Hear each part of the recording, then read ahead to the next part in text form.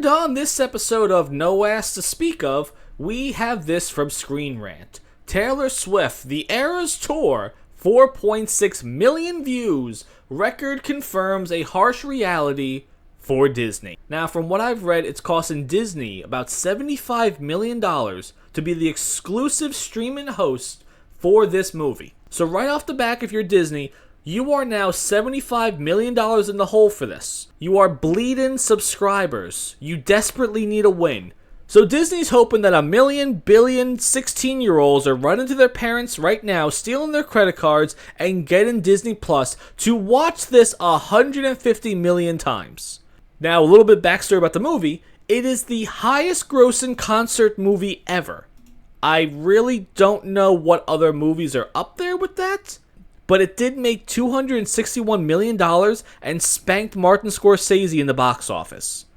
That is actually kind of impressive for a movie that cost very little to make and it was mostly a behind-the-scenes movie entirely. But the article explains that this is not a big win for Disney. Taylor Swift's 2023 concert ultimately garnered 4.6 million views and 16.2 million viewing hours in its first 3 days on Disney+, and is regarded at the top spot on the platform's most successful concert movie list. Again, have no idea what that category possibly means, but hey, seems like they got a win, right? Wrong. Netflix Damsel, 35.3 million views and 64.8 million viewing hours. That is a big difference. Now, to put it into perspective, okay, Taylor Swift's movie got, again, over $270 million in the box office. If Damsel's numbers were box office numbers, it would have been $371 million. Almost $100 million more than Taylor Swift's Eras movie. That's a huge number if it would have went to theaters and made that amount of money. I don't know if it would have, but damn, that's a big number. Much bigger than Taylor Swift's. And the article clarifies how Disney Plus subscriptions compare to Netflix and why it lags behind. I'm going to tell you the dumbest thing I have ever said in my entire life. When Disney Plus first came out, one of the first channels I had, I made a video talking about this is what Netflix has to do to compete with Disney Plus. I thought years and years and years ago, when Disney Plus first came out, I thought it was going to dominate every single other streaming service. I thought that Amazon Prime and Netflix and others would have to essentially reinvent the wheel to get anywhere to sniff the numbers that Disney Plus was going to bring in there. Oh, how naive I was back then. Little did I know the company would decide, hey, you know what? We're going to make movies for a tiny, tiny percent and shame the rest of our viewership going forward. Did not know at the time that was their direction, but again, I was wrong. Disney Plus subscription numbers are around 150 million, while Netflix is around 260 million. Has not lost a step. Even with their raising prices after all these years, they are still dominating the streaming market like that.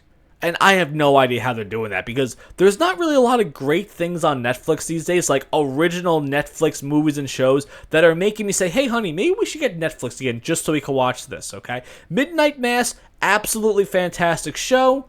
The Adam Project, absolutely fantastic movie. Those two products, highly recommend. Then the article brings up The Little Mermaid, and it says, which also had a theatrical run, debuted to over 16 million views on Disney+. 16 million views for one of the biggest piles of crap that Disney has ever produced. And Taylor Swift's documentary concert movie, which cost you $75 million, got you 4.6 million views. I'm really curious of how many new subscribers came to Disney Plus to see this. Because I feel like if you're a Taylor Swift fan, you probably would have already gotten the movie, right? And then Screen Rant tries to give a hysterical reason of why Disney Plus is not going to catch up with Netflix. Disney Plus's library is perfect for children. That's not why it's failing. You're not hemorrhaging subscribers and losing billions and billions of dollars every time you announce a new title because it's made just for children. Then it goes on to say, Netflix has something for almost everyone.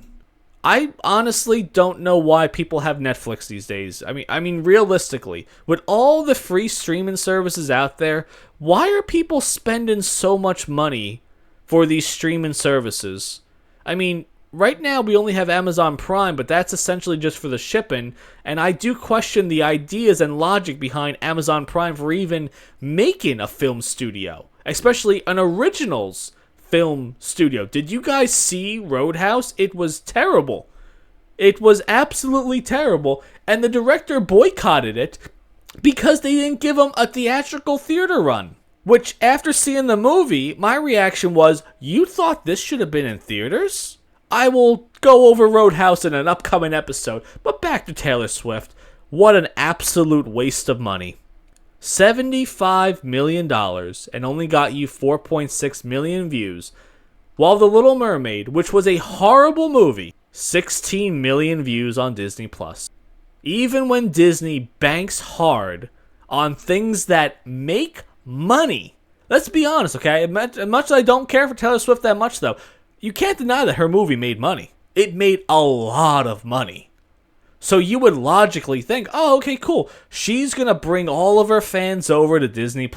Just like how Taylor Swift being with Travis Kelce brought a million billions of people to the NFL. Disney thought, yes, we are going to pay for the rights to this movie. And we're gonna get so many people to Disney Plus that our site's gonna shut down, and we have to make Disney Plus 2 just for the overflow. But that didn't happen. $75 million for 4.6 million views. That's embarrassing. And I'm really curious of how many new subscribers came to the month of March when this movie came to Disney Plus. They're never gonna reveal that, as they shouldn't, because it's probably embarrassing. But I am very, very curious of how many new Disney Plus subscribers came to that service just to watch Taylor Swift. I wouldn't think many.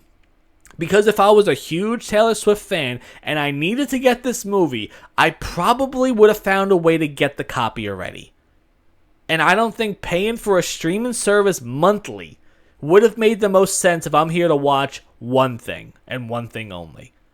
So what do you guys think about that? Did you think that this Taylor Swift Disney Plus merger would have been beneficial to them? Are you shocked by it? And more importantly, what do you think Disney Plus needs to do next to not only keep their customers they have right now, but to bring in new ones? Let me know what you think about that.